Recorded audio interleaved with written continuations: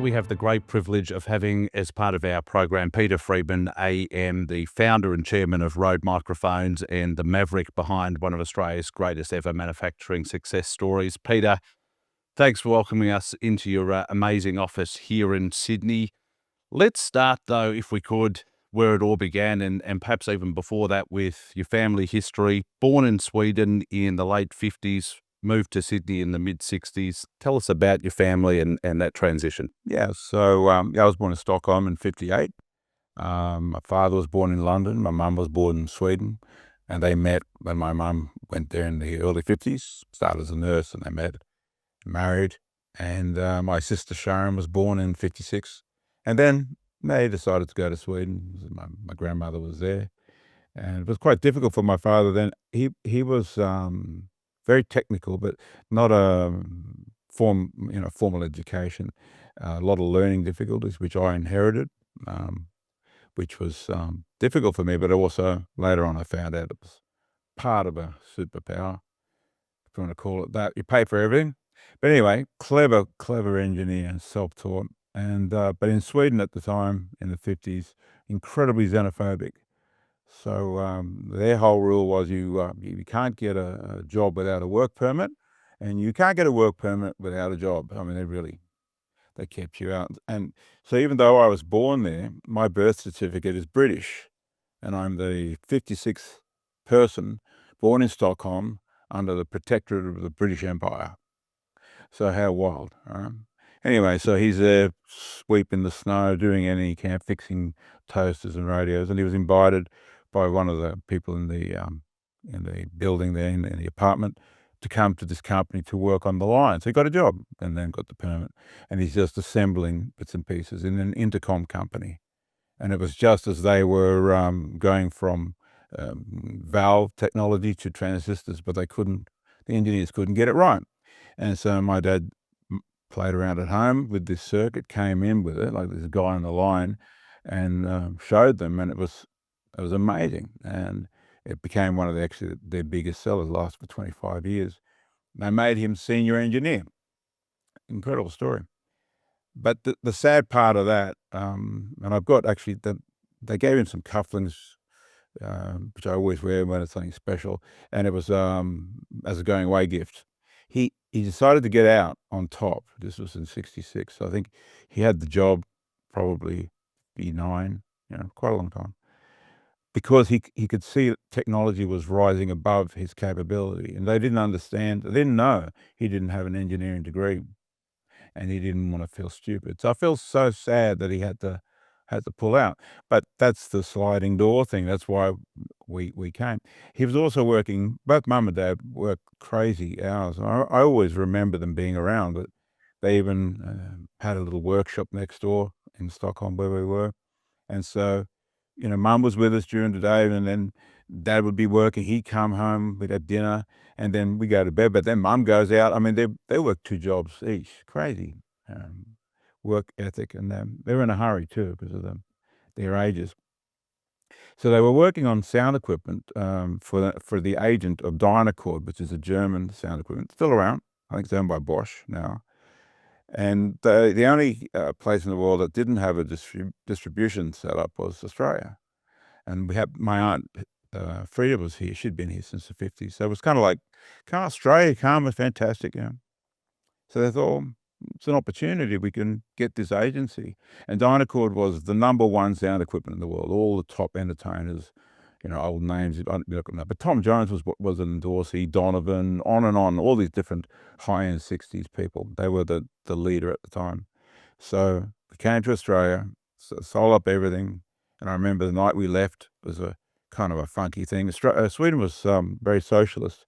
And in fact, 75% of the wage, I think, went to tax. But when you retired, you were like the new rich. Anyway, you had to put your house or flat in line to be sold, but there were things you could do. So we kind of sold everything, and I remember leaving and waving at night to our friends and on the train. It's just as clear as a bell for me. And then we get on a ship. We weren't the £5 bombs. They paid for it. It was called the Odyssey, 6-week trip. And here I am. I'm 7 years old, and we're seeing the world. Greece, parts of India, all the amazing stuff. But then we land in Sydney in '66, and a huge culture shock for everybody. I couldn't speak English, thrown into school. They looking at me like, there's no teachers able to cope. I'm throwing up from nerves, everything's bad. And being beaten up every day because I'm the only wog in school. And my mum and dad couldn't go back either. And they opened this little shop in Ashefield in '67. I remember scraping the window. There's a photo over there of it with Dad in '67. And for the first year, nothing. They had some sound equipment. They weren't selling anything. He was repairing toasters again and selling torches, flashlights. And so Mum and Dad we're not going to really have a Christmas, Plus, Christmas warm, we're expecting the snow and everything.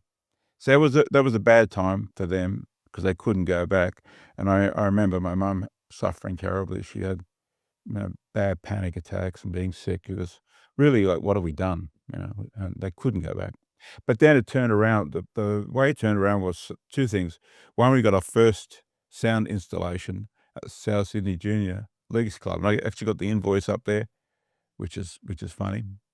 And then, as well as that, Tom Jones was going to play the Chevron Hotel, the Silver Spade Room, which is now the Icon apartment buildings. And I lived there. And bizarrely, I live in the apartment where the nightclub was, which I didn't know. I mean, this is all like crazy stuff.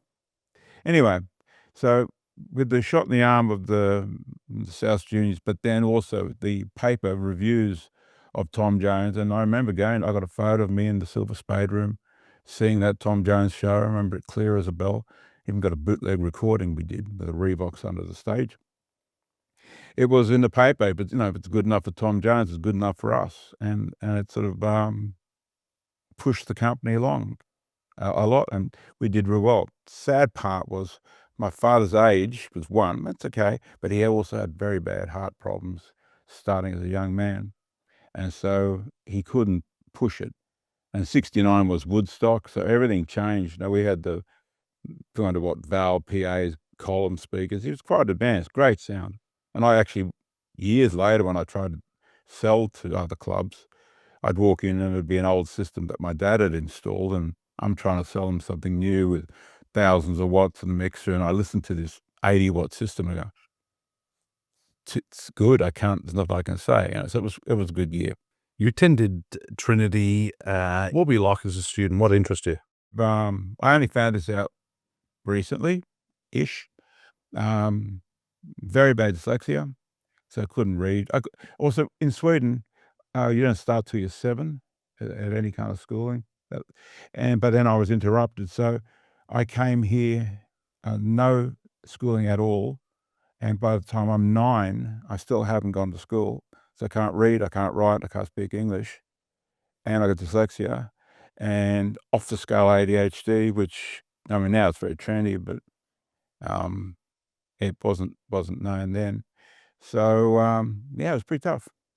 I'm not stupid, even though I was told I was. So I managed to bluff my way through, all the way through, but it's not very good for your self-esteem to do that. So in the end, with school, it really wasn't much point in high school. And I was working with my dad after school all the time. Anyway, I remember my first memory of live sound was 1963 with him.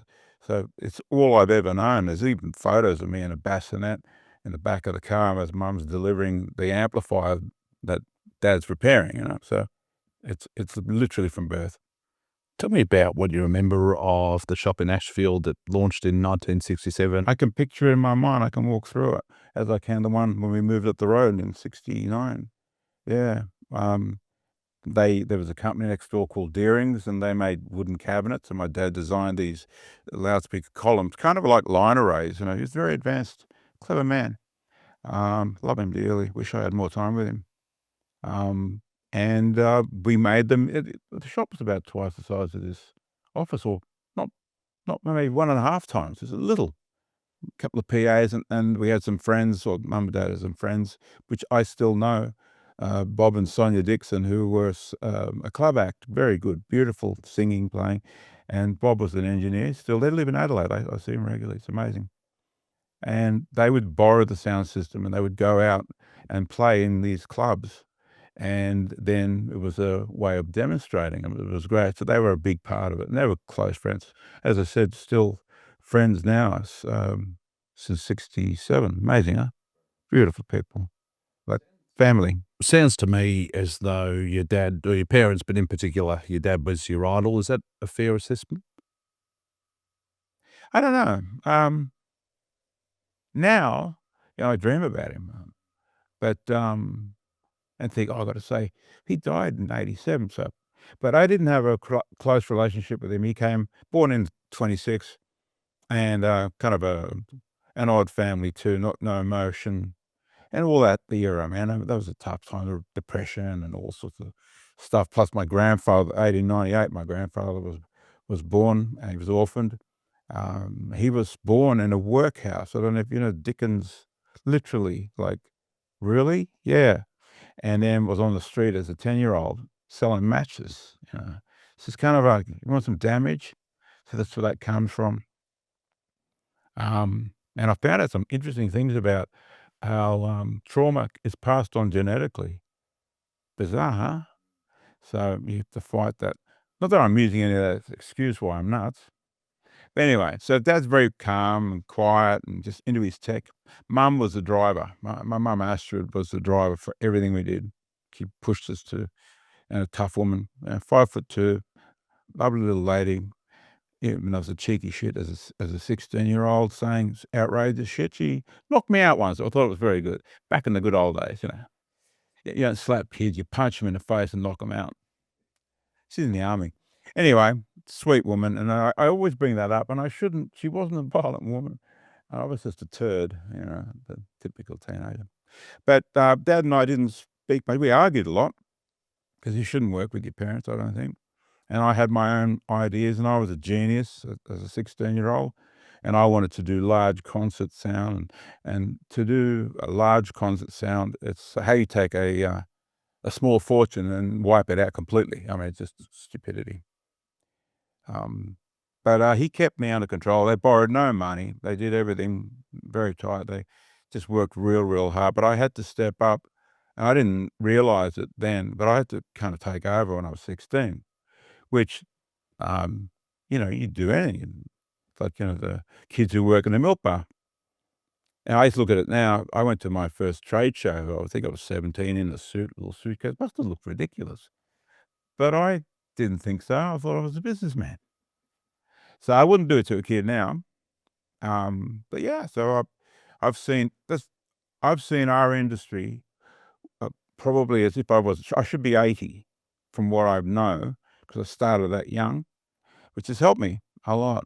I've really seen it from its real beginning and the real beginning of modern sound. So then, as I understand it, you spent your sort of early 20s traveling and working abroad. Talk to me about some of those experiences that you had in places like the UK and China. No, I spent my time mainly in Australia doing installation work. My dad, I was 29, just 29 when he passed away.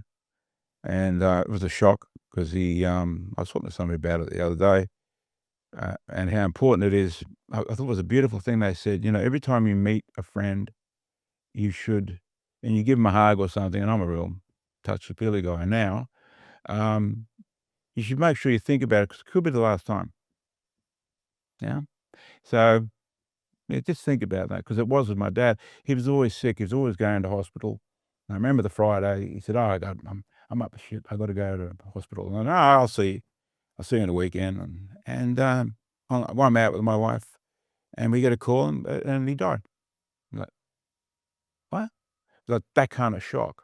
And the other part of what happened to me, strangely, because we moved and we were ostracized in Sweden because of the weirdness of that country then. So we weren't I wasn't a Swede because my dad was British. Then I come here, I'm not Australian. So we're always on the outside. And I also then don't learn social norms. So when my dad passed away, I didn't know what to do. Didn't cry, didn't do it. I didn't even have a funeral.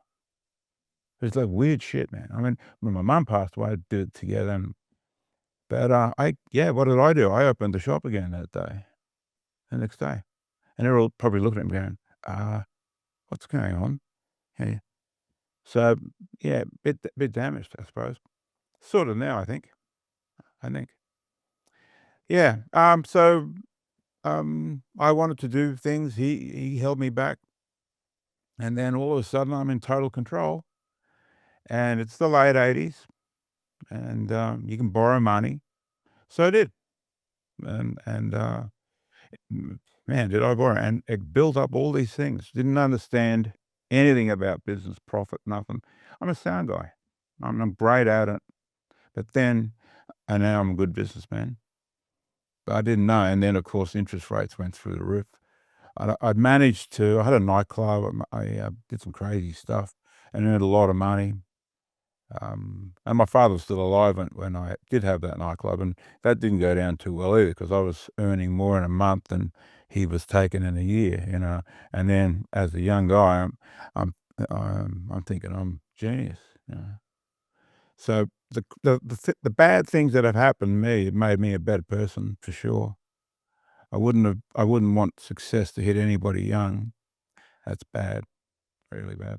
So yeah, I thought I got into huge debt, and then all of a sudden, he passed away in '87, which was when the stock market crashed.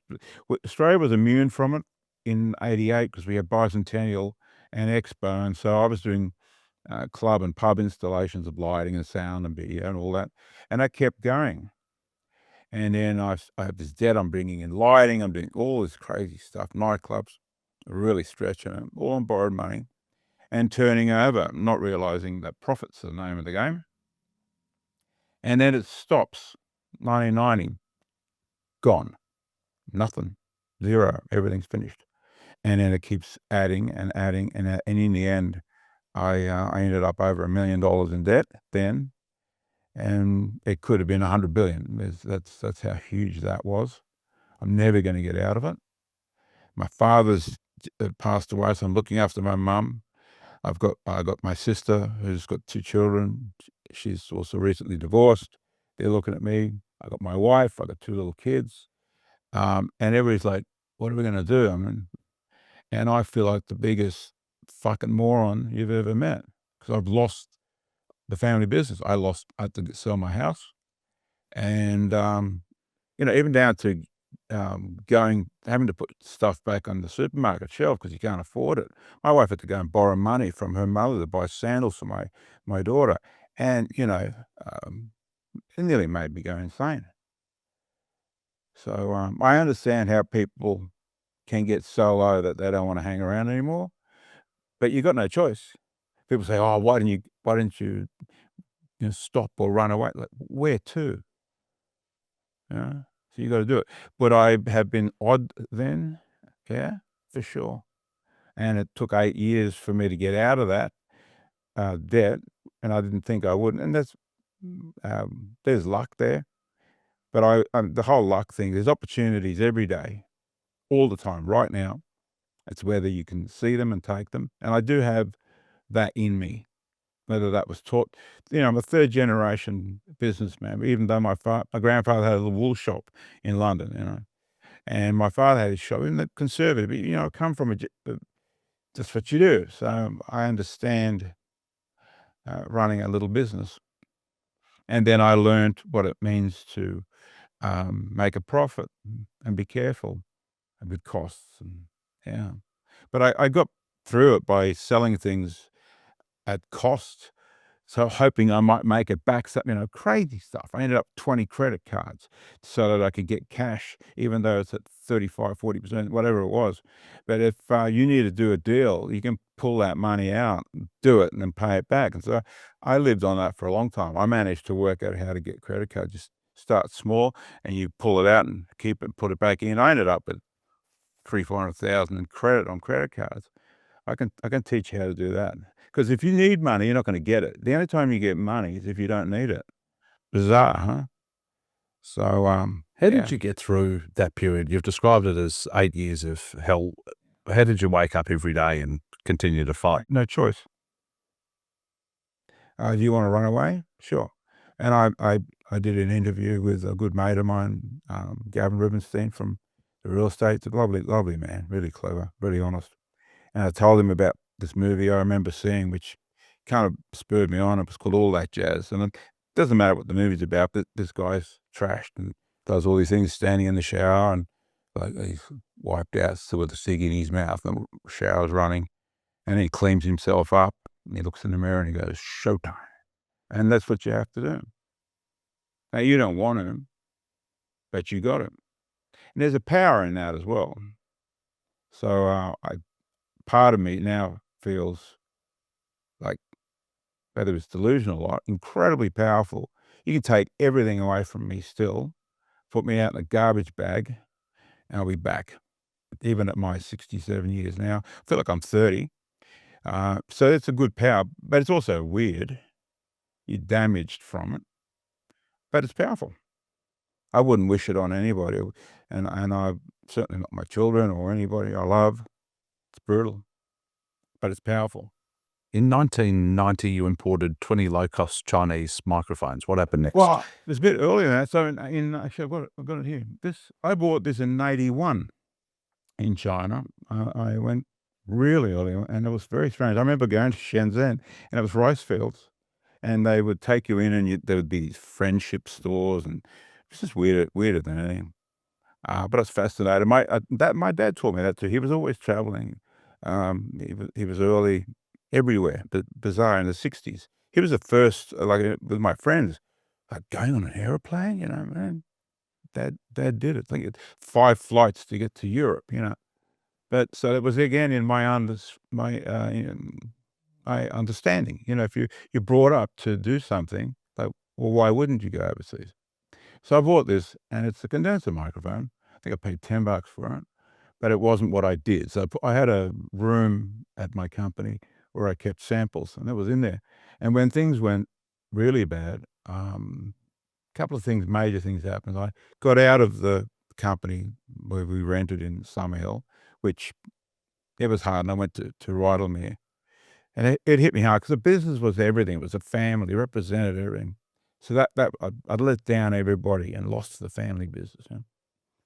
Anyway, so a gentleman by the name of Colin Hill, who I'd known in the 70s, an incredible salesman in England, he came out, and I answered the phone, and he said something. I can't remember. I think we'd had a few drinks the last time I saw him in the 70s. And I think I'd said, I'm out of my tree, Colin, because I've fallen off my chair. You lose the ability to sit, right? And I just hear this thing on the end of the phone. I'm out of my tree. I went, Colin Hill.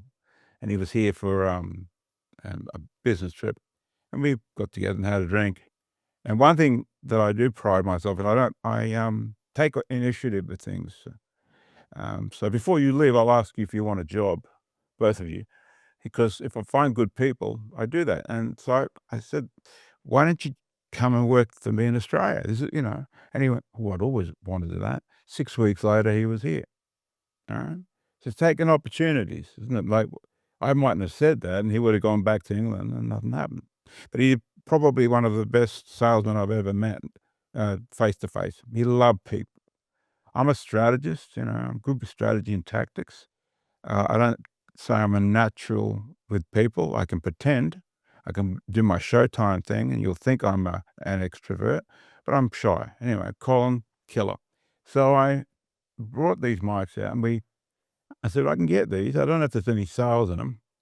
And we made an ad and came up with a name after Colin came back with it. He went out and he said, there's a lot of interest in this, because just when digital recording had started with the Alesis ADAT, which was basically a digital recorder on a VHS tape, 8 tracks, and beyond magic, man. I mean, before that we had Portadats, tape, that hissy, noisy, useless. This was digital. It was quiet, and at the time, even though it was $5,000, it's a revolution. This is the beginning of the true home studio. Now, what do they all need? They need microphones. And the top microphones, the Neumann's, the AKGs, etc., thousands. All right, I could do this for $500 retail. And so I sent it out, and as he came back, he said, "Oh, these will sell as fast as a rat runs up a drain pipe. We went, rodent, Røde NT. All right, that's what. Don't tell me what it is. And then I thought, let's put a slash through the O, the Danish slash, make it more European, and that's how Røde started. That's the Røde NT1. Yeah, so from this $10 microphone to a company worth a couple of billion in a lifetime, of course, because it's not fast. It's quite interesting, isn't it? I'm glad I still got the original. And from the NT1 to the NT2. Well, this is the other NT1. There's 6 in the series now, and how many? It's got to be 15 million out there or something. It's insane. I would have been blown out if I sold 1,000 of them. So all this is like, I hope I don't wake up, but it's not true.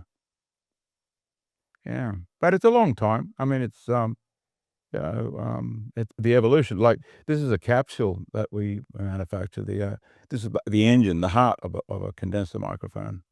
And when I try to recreate this, because the original was made in China, and they weren't that good, and we changed the electronics. We made them good.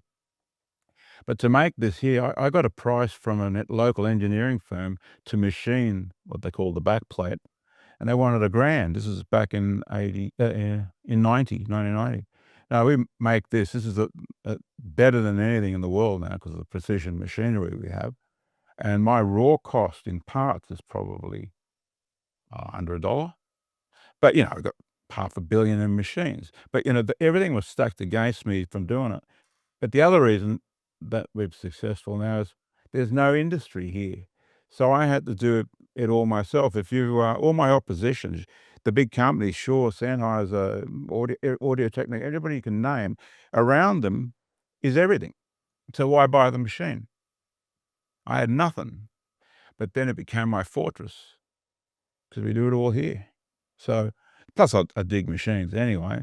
But yeah, it was... it's an interesting story of the evolution of why you walk around. I don't know if you've ever seen what we've got, but I mean, I could make a jet engine if I wanted to. We can do anything.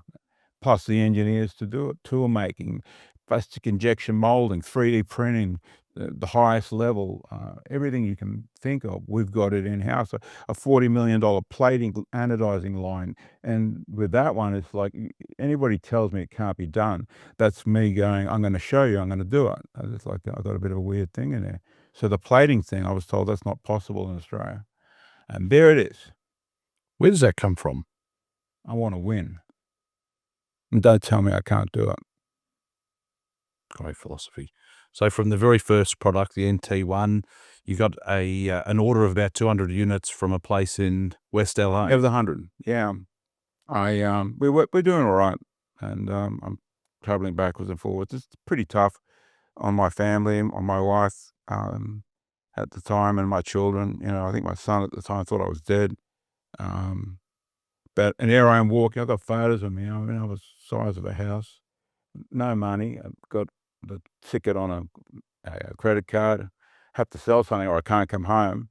Sleeping in a hotel room that somebody's definitely been killed in. Eating pizza and drinking Jack Daniels and walking because the transport back then in LA, because I wasn't driving. So I'm walking around. No interest. But I'm a good salesman. I can put it on, and I managed to have names of studio people I got from friends here who knew people, Record Plant Capital, A&M, all this, and they give you the time of day. You walk in with this average sort of mic, and they got the best in the world already. They give you 5 minutes, and the whole Crocodile Dundee thing was on at the moment, so I was using that, put the Aussie thing on, that's not a mic, this is a mic. I've repeated that story a million times rather, but it worked, and then I could use the names of these top engineers when I went to other places as if they were interested, a little bit of bullshit, but. And I went to West LA Music, and there's a guy there, Mark Spiewak, his name was, sadly passed away. And another gentleman, I can't remember, has gone into politics. Noel Gould, lovely guy. And Don Griffin, who owned it, I never saw him. He was upstairs like he didn't exist. Anyway, I'm in there for hours pitching this mic. And at the very end of it, I plug it in and it doesn't work. It's broken. Yeah. Like, I want to throw it. But Mark said, nah, I could tell this is real. He knew enough technically.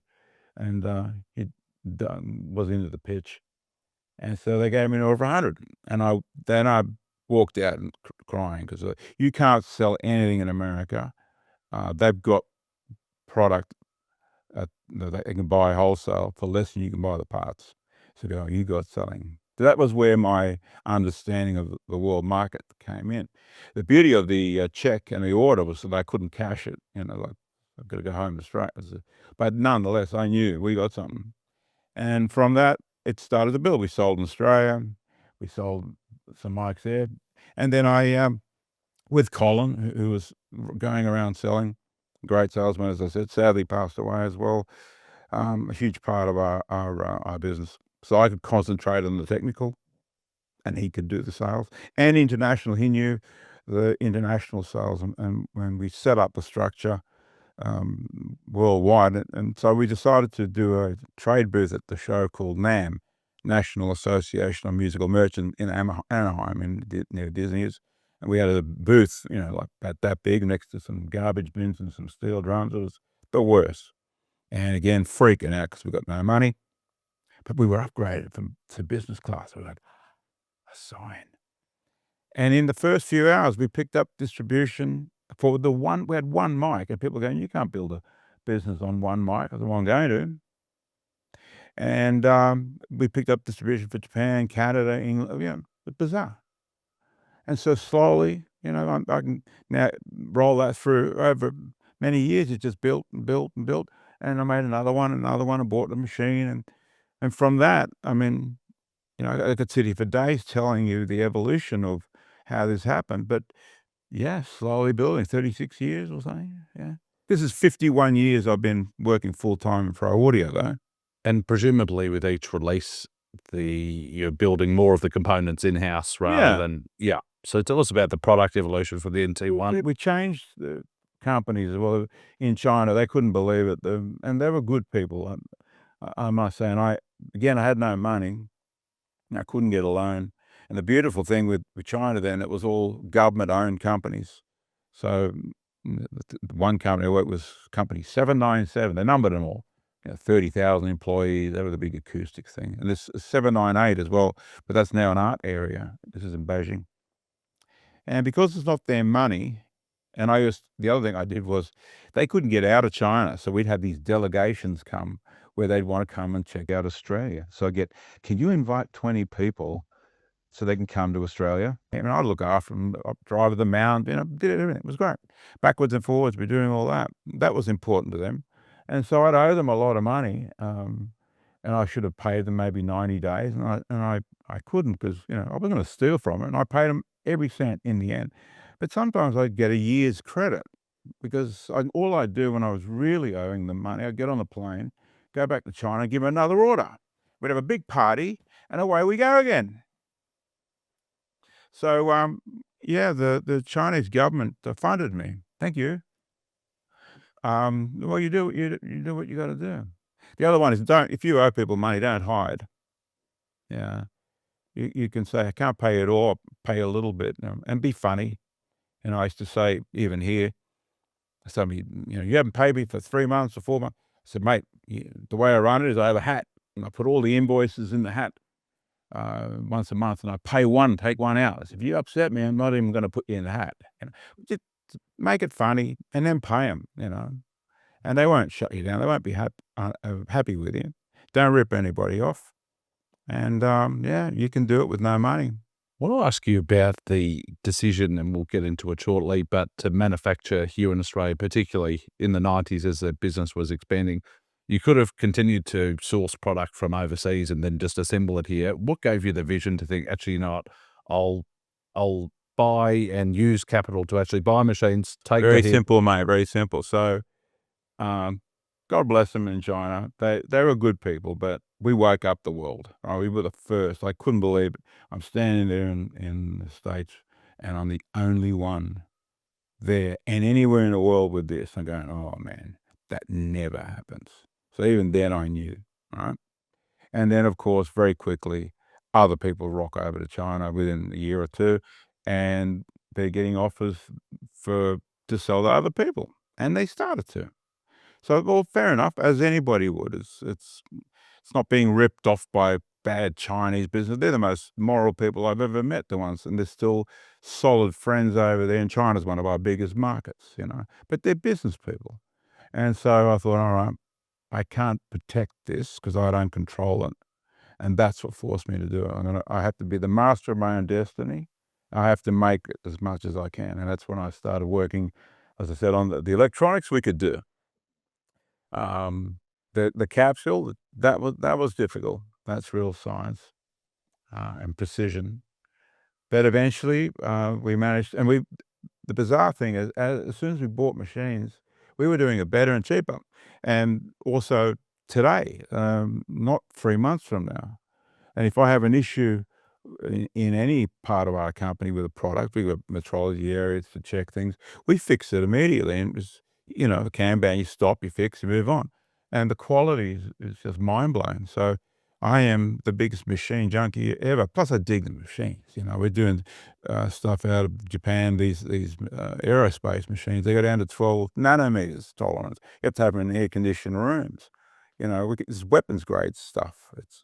It's special. Plus, a team of tool makers and engineers and a huge apprenticeship program that I'm super proud of. And we can make anything, if you see what we got. And we start from the hand when we do our apprenticeship, really back to the old days of a file. You get to the manual lathe, and then you move over to Star Wars, and we print metal. We do everything. Truly, there's nothing I can't make now. But it started very small, very small. And back then, and even to some extent today, being the founder of the business, how did you balance engineering, marketing, manufacturing, distribution, particularly during those high growth years as the business was really? Well, that's I suppose, people say, well, how have you done this? I love marketing and sales and marketing, and I love the technical. So I've got that combination because we had a shop, my dad had a retail shop, and from a 10-year-old, I'd walk out, can I help you? It must have been silly. Like, where's dad? But I learned to sell, and one of the things that changed my life was I bought a set of cassettes. It was like a training course. You remember the cassettes, And this guy called Tom Hopkins, who's still around, he looks the same, so I don't know what he's taken. But anyway, listening to these cassettes on sales, and it wasn't. People think salesmen are con artists, and it's absolute wrong.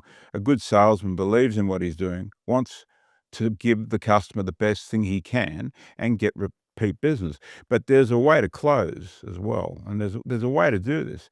And as a sort of 16-year-old, I learned all these things, or heard all these things, and I tried it in my dad's shop, and then nearly fell through the floor when it worked. And so one minute I'm going, can I help you? And it's not going anywhere, to this next technique stuff, and I'm nailing it. I'm 100 times my sales. I'm going, there's a science to this. And it opened my eyes to that.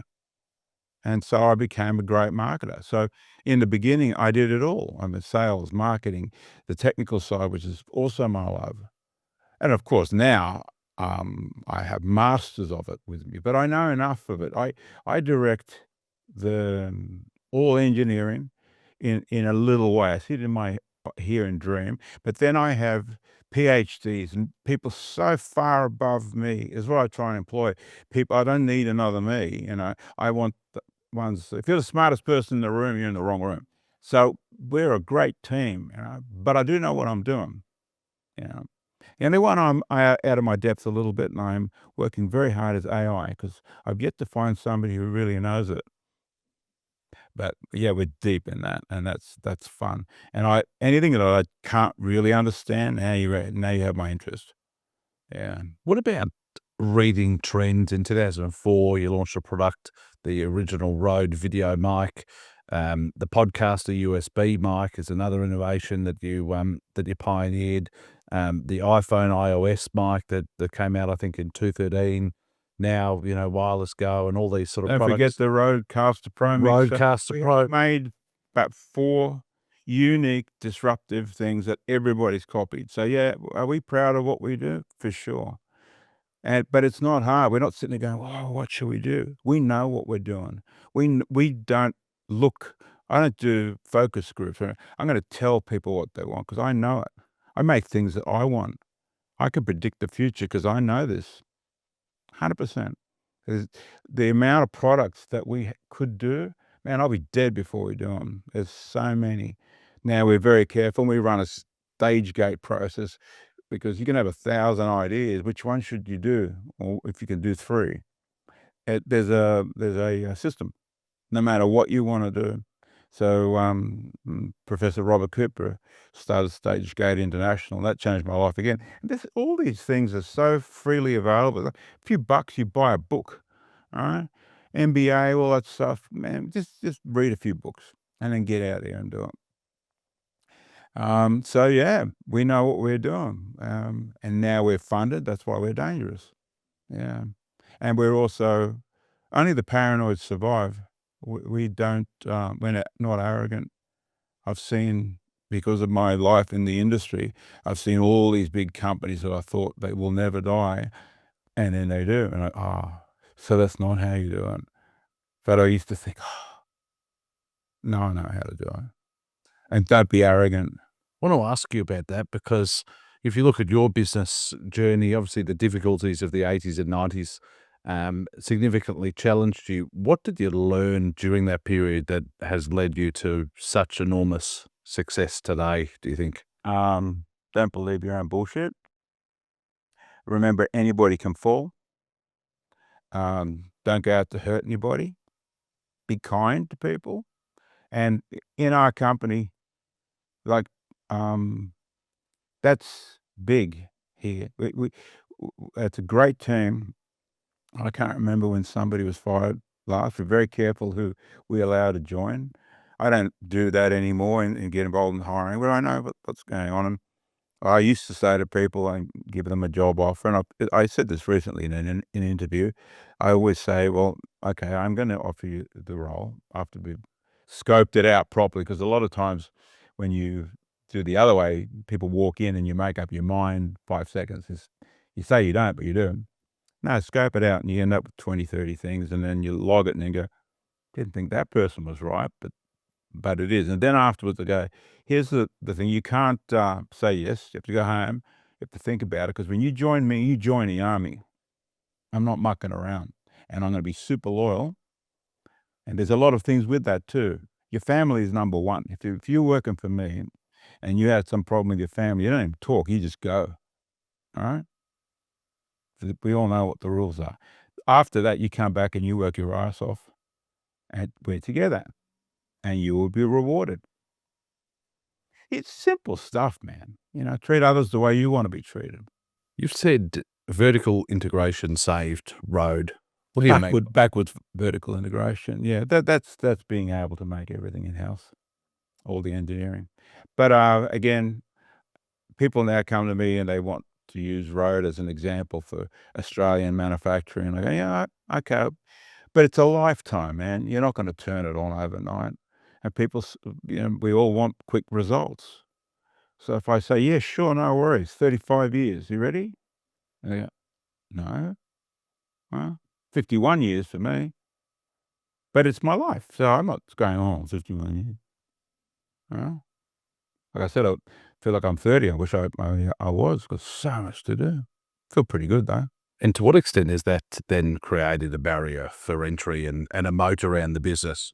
You got 600 mil worth of equipment. This is our fortress, mate. But again, don't be arrogant. Like all the machines that I have, and I love history, and you see all the companies going back as far as Industrial Revolution, whatever you want. If you have a huge investment in some technology and something new comes out and people say, all your millions, hundreds of millions of machinery are no longer relevant, then I'll dump them and I'll go to the new stuff instead of going, I got too much invested in it. I'm not going to be a Kodak, or other companies who had MP3 players and went, we make, music. We don't. Come on. And AI is one of those things. And it surprises me how few people know what's going on at any age. I'm stunned. It's that old thing about people who make things happen, watch things happen, and wondered what happened. Most people are going to wonder what happened, and it's fast. This is like the creation of the wheel or harnessing fire. It's not like a normal thing, and it's going to affect the rich are going to get richer, and we are looking at a scary dystopian situation, which frightens me. So, but are we in? You better believe it. What about growth, organic growth versus growth by acquisitions? You've done both. How have you known when to pull the trigger on each? Acquisition growth, if you don't have the money or time, is madness. And so, and I did that, and that killed me back in the day. So it's not just money. Like we've bought 2 major companies. We built up Røde to be, the biggest in the game, and we bought 2 amazing brands, Mackie, which it's the same, started kind of when Røde started, and in the late 80s. And Greg Mackie is a friend of mine, a genius. And I quote him many times, like, he who tools rules. And, he's a genius. But they became so big in the 90s. And then they listed and got a lot of money. And like I did, young people, you don't know what you don't know, and bought a lot of companies. So, and it became a problem, and listed and all that. So it's not the money. I have money now that I could go and buy another company, and I get approached once a week. And they're exciting, some of them. And you cannot do it because you can have money, but you run out of this, and so does your staff. And without the time, the bandwidth to do it properly, man, a kiss of death. Forget the money. You're going to screw it up. So we're at our bandwidth limit now, but we got 3 killer brands and a couple others on the side. And that just consumes me with excitement. The things we're doing. Mackie has got such a great brand name. And if you're talking AI, what's not going to disappear? Live music. It's going to get more. I want to see the people playing live. All right? It's getting bigger and bigger and bigger. Plus, it's where my heart is anyway. It's where I started, live sound, making, designing speakers, mixing consoles. And the stuff we got coming, I kind of in-house, it's Mackie's back. And I have a huge ego, so that's like I said, I want to win, and the team involved as well. I mean, it's not. I'm the figurehead, and I get involved, but man, I've got massive team over in Seattle, and it's their lives as well. And I've told them all, and it's true. All of you are going to be, your faces and your names are going to be when we launch this new series of stuff, and it's going to be you saying, "This is the best I can do." That's a motivator, isn't it? It's a motivator for me. So it really is that, okay, money, we need it. But this is also about what you do in life. Yeah. So that's how we run it. And then Lectrosonics, another one. I'm so honored to be involved with these people. The technology they have, it's jewelry. And I stopped even thinking about trying to get to that level of UHF wireless. There's no magic in electronics. Like Dad always said to me, there are no gremlins, there's no magic, but there are specialist techniques, and the narrower the area, the more specialist it gets, and it can be a lifetime to gather those skills and techniques. And so I gave up, but then this became available. In fact, we approached them this is what I love about opportunities. Anybody listening to this, you go, the opportunities are back in the day. Bullshit. They're every day. It's whether you pick them and go for them and can judge it. So we contact them. Would you be interested in working with us to manufacture some UHF that we want? This is only recently. And yeah, they were, and we talked. And then they say, would you be interested in possibly acquiring us? And we're like, excuse me?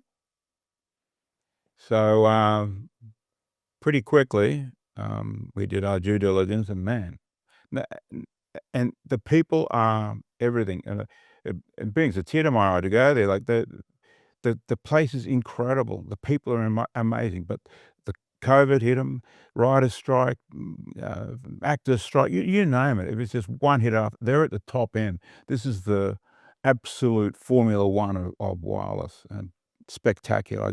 I used to carry them around. I got them at home. It's jewelry. So for us to turn it around and fund them and double the staff, and we had a party, and it was like 150 people, I suppose, and they're coming up, and people have been there about 30 years. Thank you for not firing me.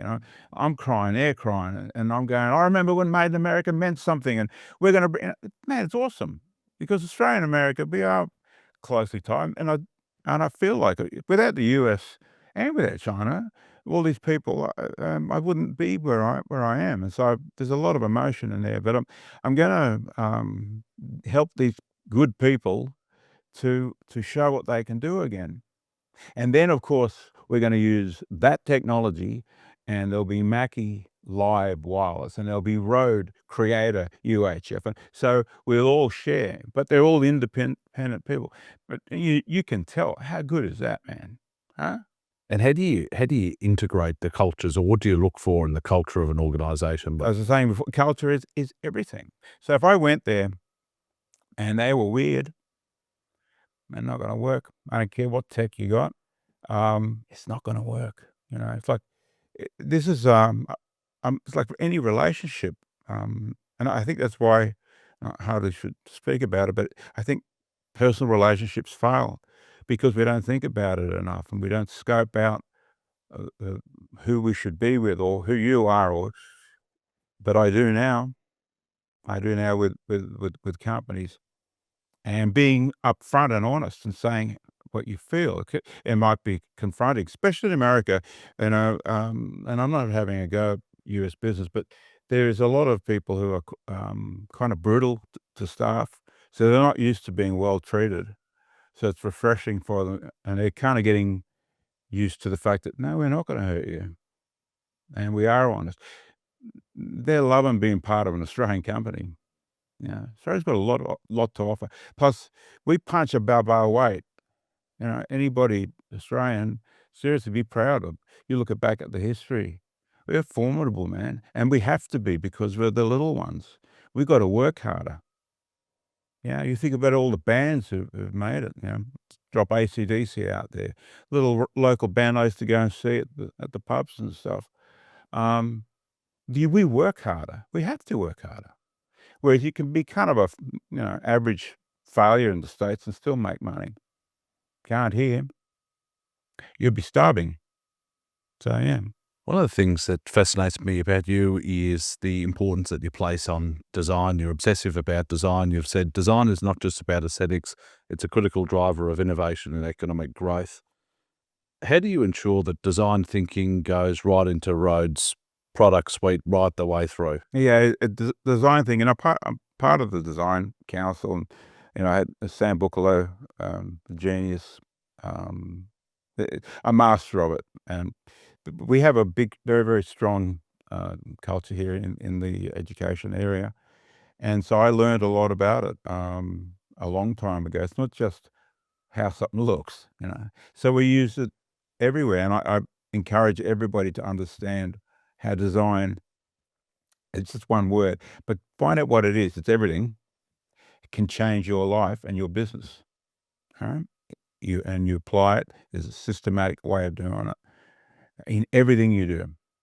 Every part of the product, how it's going to be used, everything. And of course, the way it looks. I want every product, you must look at it before you turn it on. You just want it. That's a given.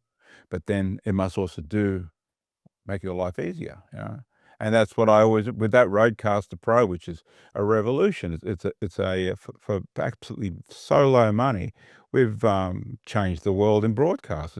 It's a complete radio station in a box for $500, $600. I mean, it's madness, right? And that came from somebody saying to me, I'd like to do a podcast. What gear do I need? And I said, I need a mixer, and a cart machine would be good for jingles, and you need a recorder, and I was stacking up going, you can't do it. You don't have the understanding. And then I thought, oh, hang on. I could take away all that and put that in there, and it's all hidden. You don't even know what I'm doing, and anybody can use it. And we started having young kids look at it, children, and if they couldn't get it running quickly, or somebody's wife who doesn't care, run it within a few minutes, it's not right yet. Then if you were into the granular, you can go in it because it's digital. But man, that was a hard project, and we have done so much updates. It's a full-on computer inside it, and now it's so funny. Quite a few copies came out from big companies, and they've all given up because now they know to beat it. It's just not worth it. Yeah, that's I don't know if that answered the question. I go off on tangents. No, it's good. Tangents are good. We like tangents. I make stuff I want to buy though, mate. It's pretty simple. I love this. What about research and development? You said you don't do sort of focus groups and things. How does that aspect of the business work? When I say that, we do have a huge group of people. Creators is a big area for us, and of course now with the live, so there'd be quite a few hundred people who under NDAs, and we use them to check things that once we've done it. But we don't sit there going, so what do you want? That old apocryphal Henry Ford thing. If I had asked that, they would have said a faster horse, even though he didn't invent the car. But yeah. So, but will I definitely come up with what I think, and then we get our early stage to those who use it. There's no point me coming up with a camera, which I'm working on, and then handing it over to a cameraman without ever asking him, what do you reckon? That would be insane, wouldn't it? But I'm not going to come with something that's half-baked. It's going to be pretty cool. And then we start talking. But the core of it, we know. We know where this is going. And we now we can make a television studio, or you're doing it yourself, a radio station, television, whatever you want, for a couple of grand, where it would have been $100 million when I was young, and you're not going to do it. Off air, who gives a shit? Like Mr. Beast. He used to say, I think I've heard him say, people would come to him and they go, I'd like to join you so that they can eventually go to, no, this is the end game, pal. Right. What about leadership? How do you look at it? How do you define it? What's your approach to it? Respect for everybody. And jokingly, people here, they join and, Mr. Freedman, I go, that'll get you fired. It's Peter, but respect of everybody. That's a big one for me. And if as it gets bigger, 1,000 people, and it'll keep growing, it's hard to make sure that you don't end up with any little sort of fiefdoms, people trying to. Nah, I don't think we have it, and I try to look to make sure people are happy. Just respect and be kind. It's like, remember, I really like I don't know him, Stephen Fry, genius. So the acronym. And he said when he went, I can't remember even where uni he went to, but he said the Don there first met him. He said, welcome. Just remember, don't try and be clever while you're here. We're all clever here. Try and be kind. And I went, yeah. But we work hard, not mucking around. So, but yeah, respect, kindness, and other things. I keep learning. If you don't, you keep learning till you die. Little things. I heard it. I think Bezos does it. Not that I don't know him at all, but in a meeting, so they start and they all have to produce this one-page doc, and we all read it in the room. Forget this preparing for a meeting. It's just too hard. 1,000. So read that, and then I want the junior to talk first, because the minute I open my mouth, they're not going to contradict me, are they? So be careful. Otherwise, what's the point? What are you doing? Everybody is involved. We're all here to make something and be proud of and share it. The other sharing is like, okay, I own it. I own the whole lot. I get the lion's share. I should. I risked my whole life. I worked my whole life. But I am really happy to share a lot to people who put their life into this. And I got one guy's been with me for 38 years. 20 years is nothing. 10, and we will look after you if you commit to that. Sometimes if it's a young person, if we do apprenticeship, I don't want them to stay either. Somebody joins them, they're 17, and they got to go somewhere else afterwards. I gotta push them out of the nest. but it's really cool, and I get pride out of it. If somebody's done their term, like their apprenticeship, and that's a dying thing, but if they've done their apprenticeship in our tool making area, they're in demand because like, oh, you did it at Røde, because man, you go from ideation to ship and everything in between. That's unique. That's a skill. And each one of those people could then become the head of a division or start their own company, manufacturing. They've seen it can be done. So, man, I'm super proud of that. Man. I think that's one of the most remarkable things about the business here is that every stage of the 7 stages is done in-house. The distribution, the sales, the marketing, the manufacturing, the design, the tool making, all of that. When you look back on the journey, did you ever think any of this would be possible? No, never planned it. Still like, blown out. And I'm trying to be more in the moment because I'm always had to be about tomorrow, but I am now getting better at here because right now it's all we've got. Can't do yesterday; it's done. And how do I know if I'm here tomorrow? I don't know if I'm repeating myself. I think I might have said to you before, but just when you meet your friends or something, and you give them a hug. Did I say this before? You remember that it could be the last time. I heard that the other day, and I thought, yeah, that's beautiful. Yeah, for sure. So it is cool, and I have huge plans, and I'm excited. It's not about money anymore. It's just about doing the best I can and having this great team of people with me, and showing myself and other people that you don't have to be this ruthless maniac to build something incredible. Now, we are tough, and there's probably some nuttiness in me with it, but we get very good people too.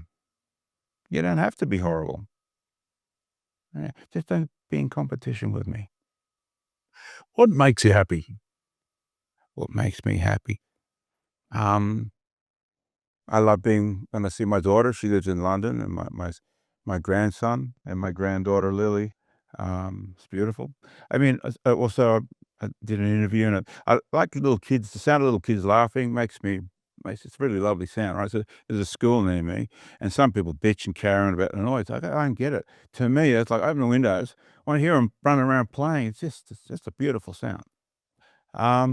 Sunshine. Um,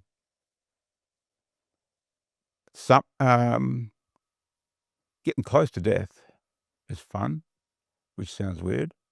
I used to love riding my bikes fast. I don't do it anymore because it's super dangerous and I'm too old. I love that thrill just to get. I got one really old car that's open, and it's safe. But I love things that are really hard. Yeah, if it's not like any hobby, I'm into collecting Japanese swords, and what I love about it is I'll never learn anything about it because it's so deep.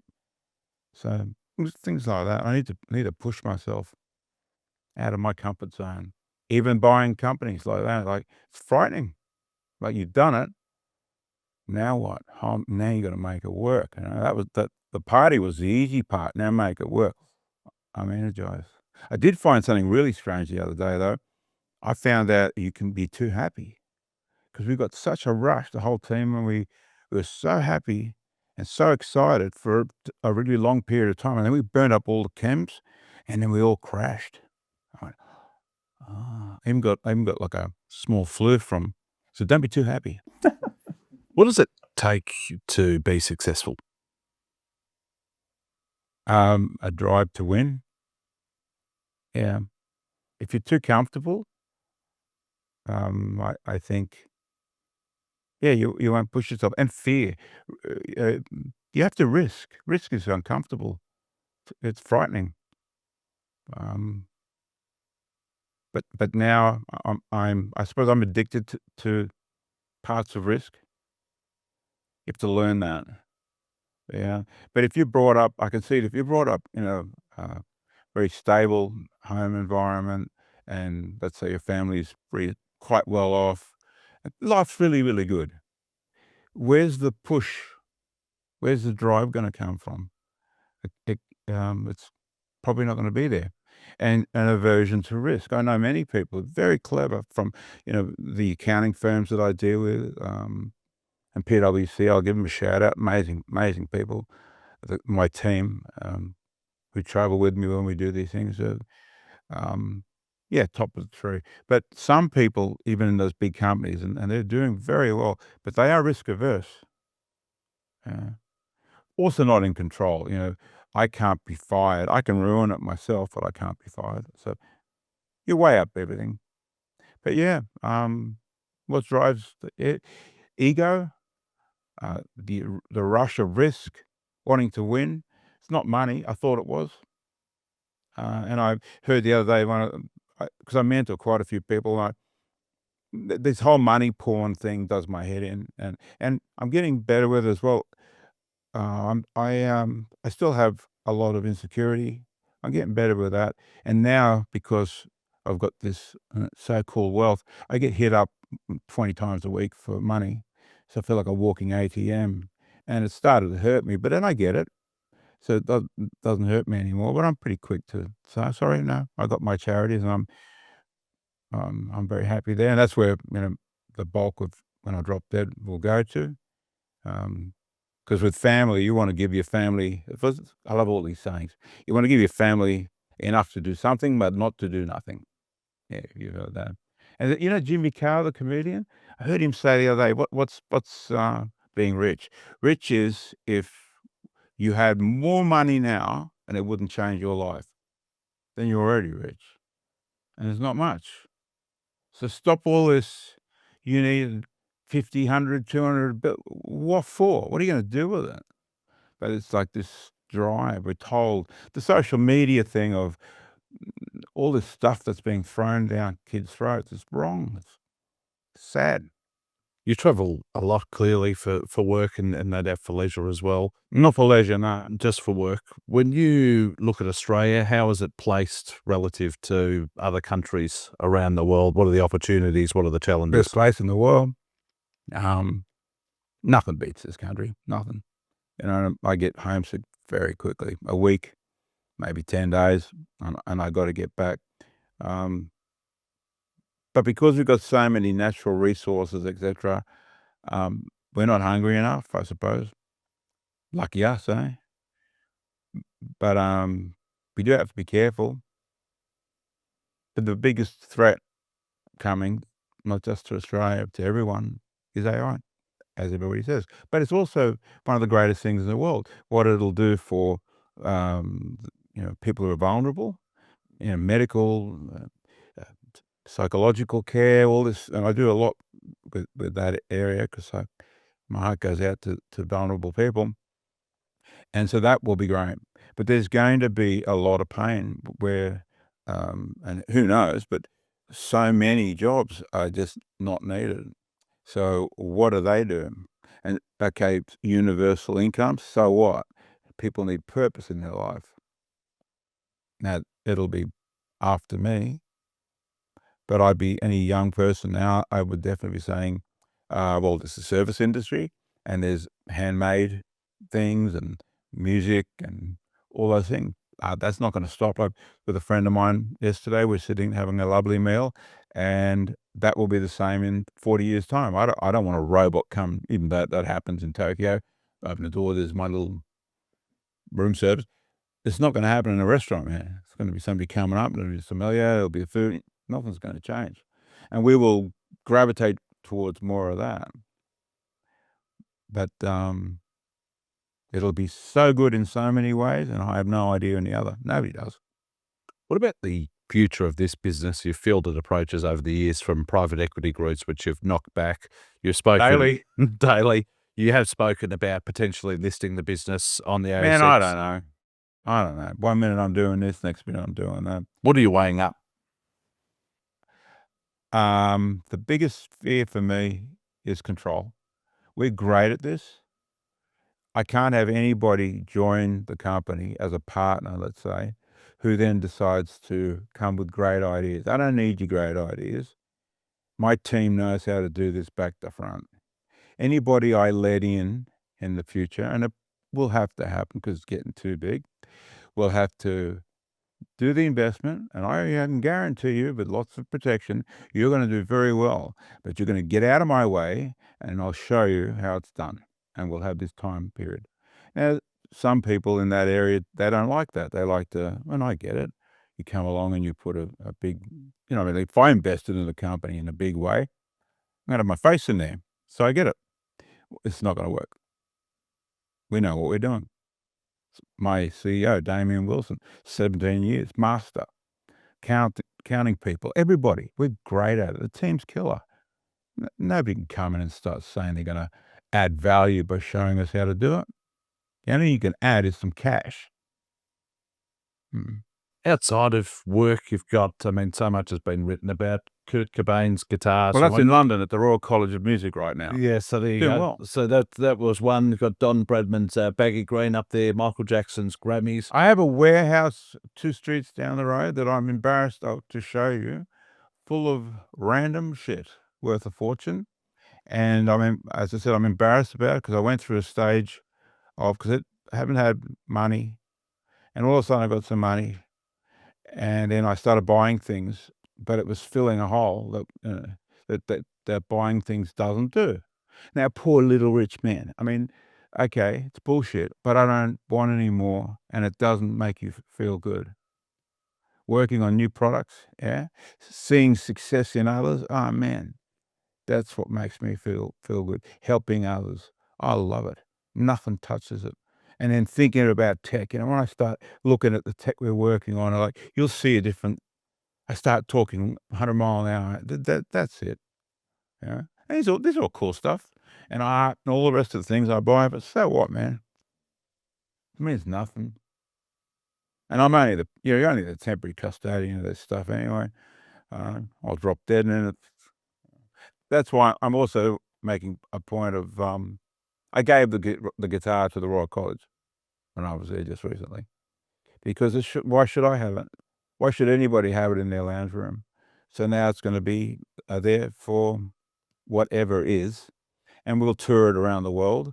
And I'm very proud of the association. Some great people there. James Williams, the director, and Lord Black, the chairman. I mean, great people, and we're going to do things around the world. I've got Australian Commonwealth Scholarship. I put 3 people started through at the Royal College, and they're the 4th time in a row the world's #1 music school.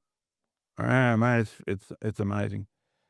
So like, wow, what a privilege. And you see these young people that I'm paying to go to this incredible place, and I just say to them, because they're so happy and thankful, I said, yeah, do me a favor, just try, you do the same thing to somebody else one day, will you? And make somebody else's miracle happen. I did it a year, about 6 years ago. This little school in Lancashire messaged me about getting a couple of wireless mics for cheaper, and then they were telling me it's a school for kids with hard hearing difficulties and stuff. Anyway, so they've also looked at their fundraising thing, and it's 50p here and there. And I thought, so I gave them £5,000, said I'd match anything else, and they fell off their chairs. Like, why? What? I'm saying, because I'm going to show you miracles can happen, but I want you to do the same to somebody else. Man, what does that mean to me? More than any buying shit. Final question: what's next that you want to achieve? What's still left in the tank? Oh man, I've just scratched the surface. There's so much. Truly, I feel like I've just begun. But now we're funded, and I've got the team, so we can do it. It's no longer. I wonder if this will work. I know it'll work. We just have to not make mistakes of doing too much at once. Finishing, but yeah, we're in a great position, and that's why I say, said to you beginning, a lot of the things I talk about now, you can't do when you start. There's no point me talking about how I run the company now. When I was sitting on a milk crate with a dog, 2 people, and a hammer, oh, well, that's just start up. Let's talk, and then all the way along, and same in your business, all those stages, right? Now we're sitting there going, oh, well, it's 100 million and 3. What's the point of that for somebody kicking off? None. Do you still think every day about being in the back of your father's shop, starting the business, being in debt? Does that still come into your mind? It'll never go. And I can close my eyes and walk every part of those buildings. And so Yeah, you know, it's like anything. It's and all the things that I've never gone out to hurt somebody intentionally. I have, and so but regrets against yesterday.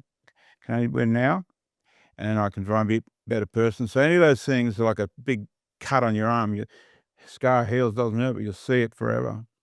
So yeah, there's damage, but everybody's got it, man. Not alone. You talk to anybody and ask their story, and out comes life. So yeah. I forgot to ask you, competitors. How do you look at them? How do you evaluate them? How do I look? I shouldn't be nasty. We're the 500-pound gorilla, and we're frightening. Great. Most of the competitors, or all of them that I can think of, are big companies with big boards and all these reports, and so we're nimble. And again, this comes down to how the company should remain. We can sit in the room here this afternoon, we'll be, and we'll talk about something. We go, you know what? Screw it. Let's do it. What's his name? Yeah. I do anything I want. The power of that with money and experience, oh, that's formidable. Yeah. Whereas if you do have the big corporate structure, you miss out. You miss out a lot. I don't underestimate them. There's some of these companies that are incredibly efficient, great technology. We never underestimate them. And what we do is you're not allowed to come in and go, everybody's shit. Oh, no, they're not. And when I make a product, I say, right, now we must all sit around and pretend we're them. What are you going to do? We try and guess what our opposition is going to do. We're not arrogant, but we're powerful. We take this like, the art of war. Yeah, strategy, tactics, for sure. And it is war. We're a formidable competitor. Peter Freedman AM, it's been a pleasure. Thanks so much for your Thank you. time.